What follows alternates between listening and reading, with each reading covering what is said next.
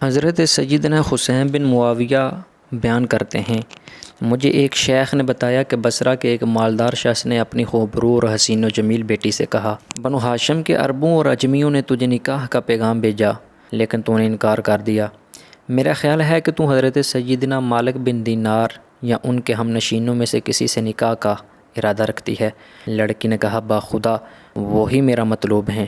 چنانچہ لڑکی کے باپ نے اپنے بھائی سے کہا، حضرت سیدنا مالک بن دینار کی خدمت میں جاؤ اور انہیں میری بیٹی کے مکان اور مقام و مرتبے سے آگاہ کرو اور اس کی خواہش کے بارے میں بتاؤ۔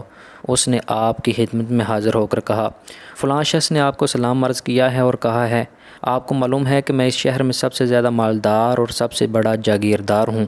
میری ایک حسین و جمیل بیٹی ہے جو آپ سے محبت کرتی ہے اور نکاح کا ارادہ رکھتی ہے۔